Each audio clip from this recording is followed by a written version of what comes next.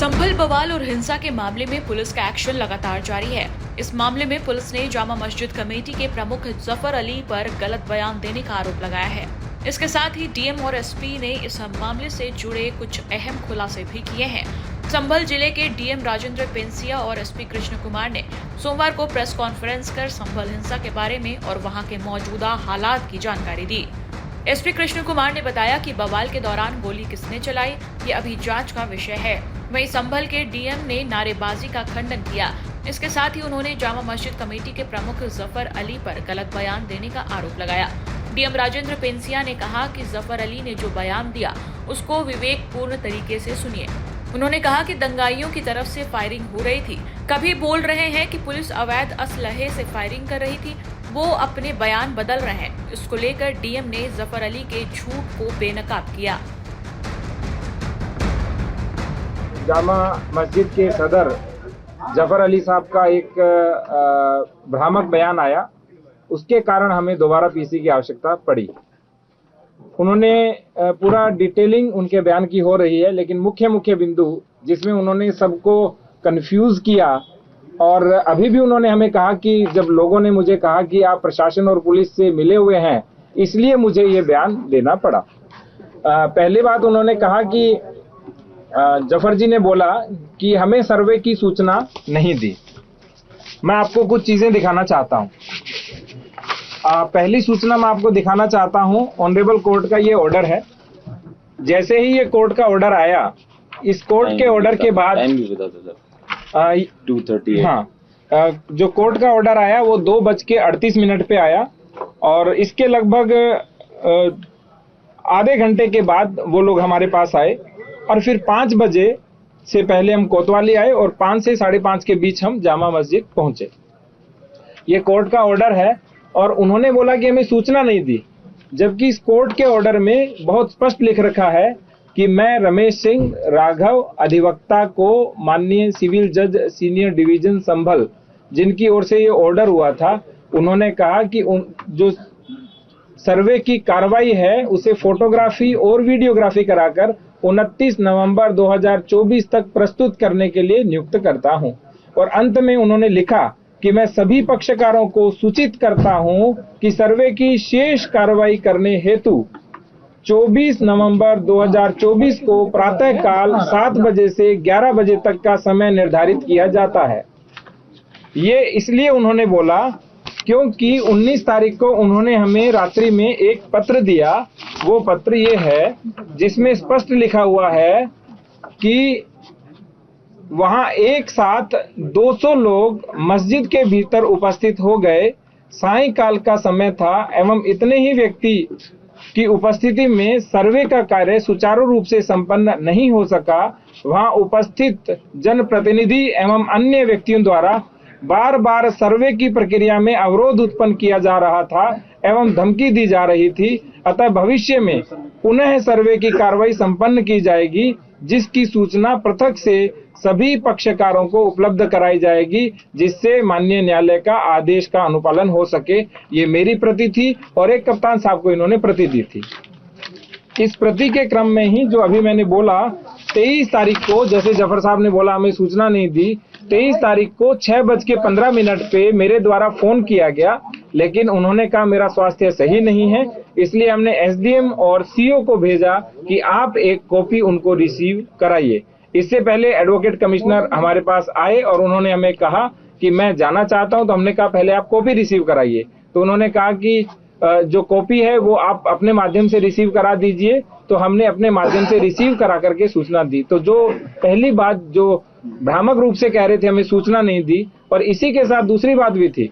उन्होंने कहा कि दूसरी बार जो ऑर्डर था वो डीएम के आदेश से हुआ, जबकि स्पष्ट रूप से एडवोकेट कमिश्नर साहब का ये तीसरा आदेश था, जिसमें उन्होंने कहा पहला आदेश 19 को किया, फिर 19 को रात को किया कि भविष्य में दोबारा करेंगे, और तीसरा 23 तारीख को किया, जिसमें स्पष्ट लिखा हुआ है कि 24 को सुबह 7 से 11 के बीच सर्वे किया जाएगा। और यही कॉपी अगले दिन सुबह जो उन्होंने कहा कि मेरे से छीन ली गई, वो कॉपी ये है, उनसे छीनी नहीं गई। ये देखिए, उन्होंने स्वयं इसके ऊपर 24 को हस्ताक्षर किए हैं। दूसरी बात जो उन्होंने बोली वो उन्होंने बोली कि कोर्ट का ऑर्डर 4 बजे का है, जबकि मैंने अभी आपको बताया कोर्ट का ऑर्डर 2:38 का है। तीसरी बात जो उन्होंने बोली, उन्होंने कहा कि 5 बजे के बाद किसी आदेश का अनुपालन नहीं हो सकता, जबकि हम 5 से 5:30 के बीच जामा मस्जिद की ओर प्रस्थान कर चुके थे। इसके बाद उन्होंने कुछ बातें बोली जो कप्तान साहब भी जवाब देंगे। जैसे उन्होंने कहा कि मैंने खुद पुलिस को फायरिंग करते हुए देखा। तो मैं ये पूछना चाहता हूं जफर साहब से कि क्या वो सर्वे अंदर करा रहे थे या बाहर फायरिंग देख रहे थे, जबकि वो 10:30 पौने 11 बजे तक तो सर्वे करा रहे थे। और जितनी भी ये घटना कारित हुई मुख्य रूप से वो 10 से लेकर के 11 बजे के बीच हुई थी। इसके बाद जो आगे उन्होंने कहा पुलिस असली हथियार चला रही थी अपने। फिर दोबारा उन्होंने कहा पुलिस तमंचे चला रही थी। उसी बयान में जो अभी लाइव इन्होंने दिया, वो तीसरी बार उन्होंने बोला कि मुझे नहीं पता कि पुलिस कौन से हथियार चला रही थी। आप सोच के देखिए, कोई एक ही व्यक्ति एक ही पूरी लाइव के अंदर 3 तरह के स्टेटमेंट दे रहा है जो परस्पर विरोधाभासी है। आगे इनके द्वारा जो सबसे बड़ा भ्रम फैलाया गया जनता के मध्य, वो ये है, इन्होंने कहा कि वजू टैंक का पानी खाली कराया गया और वजू टैंक को नापना चाह रहे थे, जबकि वजू टैंक की केवल फोटोग्राफी और वीडियोग्राफी होनी थी, इसलिए वजू टैंक का पानी खाली कराया गया। नेक्स्ट, और वैसे भी वजू टैंक का पानी अभी आपने बताया जफर साहब ने कि हर शुक्रवार को वो खाली होता है। आगे जफर साहब ने बोला कि लोगों में यह भ्रम फैला कि मस्जिद में खुदाई हो रही है, जबकि किसी प्रकार का कोई भ्रम नहीं था। आप सोच के देखिए, खुदाई में मिट्टी निकलती है, खुदाई में पानी नहीं निकलता। और जो नाली वो बता रहे थे जिसमें लोगों ने देखा, उस नाली में पानी रेगुलर बहता है। ऐसा नहीं है कि जो नीचे की नाली है उसमें पानी एक ही दिन बहा था, जिस दिन वजू के टैंक का पानी निकला था, वो निरंतर बहता रहता है। इसके बाद इन्होंने बोला कि वहां नाप तोल की गई, जबकि वहां किसी प्रकार की नाप तोल नहीं की गई। जब फोटोग्राफी वीडियोग्राफी करने वाले थे तो उन्होंने पुनः वजू के टैंक में पानी भर दिया, जिससे फोटोग्राफी वीडियोग्राफी केवल सूक्ष्म हुई, पूर्ण रूप से वो यानी उनको जितनी चाहिए थी उतनी हो गई, लेकिन वो चाहते थे थोड़ी और वीडियोग्राफी करें, लेकिन उसमें पुनः पानी भरने लग गया। इसके बाद उन्होंने कहा कि जितना भी जिलाधिकारी के द्वारा जो सर्वे की अनुमति दी गई थी वो गलत है, जबकि सर्वे की अनुमति मैंने दी ही नहीं। उन्होंने ये 3-4 बार बोला है उस पूरे बयानात के अंदर। आगे उन्होंने बोला कि मैं रात भर जगा रहा क्योंकि मुझे तैयारी करनी थी और मेरे को किसी भी चीज के बारे में कोई पता नहीं था। आप सोच के देखिए, यदि आप रात भर जगे रहे तो क्यों जगे रहे थे जब आपको पता नहीं था? इन्होंने पहले बोला मुझे पता नहीं था और मुझे रात भर तैयारी करनी थी, तो दोनों बयान आपस में विरोधाभासी हैं। जब आपको 23 तारीख को शाम को सूचना मिल चुकी थी, इसीलिए आप पूरी रात जगे और आपने तैयारी की होगी।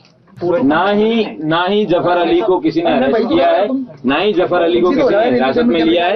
जफर अली ने जो अपनी वार्ता की, उस वार्ता के क्रम में उनके द्वारा जो विरोधाभासी स्टेटमेंट दिए गए, उसके बारे में जानकारी करने के लिए उनको बुलाया गया है और उसी के बारे में जानकारी की जा रही है। ना ही उनको अरेस्ट किया है, ना ही उनको हिरासत में लिया है, ना ही इस प्रकार की कोई ऐसी बात है। लेकिन वो एक पक्षकार है, उनको इस तरह घर से लाना के लिए तो क्या इससे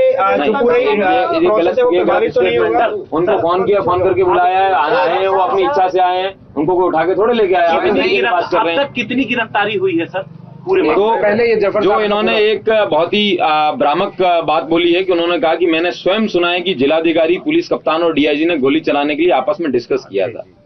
पहली बात, डीआईजी महोदय यहाँ पे 11:15 से 11 बजे के बीच आए थे।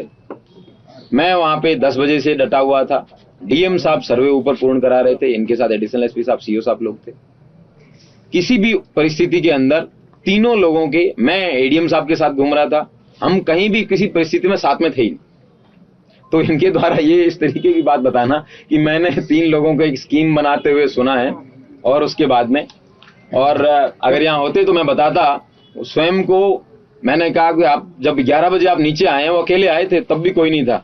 उनको मैंने बोला कि आपकी बात अगर लोग सुनते हैं तो आप मेरे साथ चलिए, और भीड़ से एक बार मैंने अनुरोध कर लिया, मेरी नहीं मान रहे, हो सकता आपकी मान सकते हैं। तो उन्होंने बोला सर मुझे पत्थर से डर लग रहा है, मुझे हेलमेट चाहिए।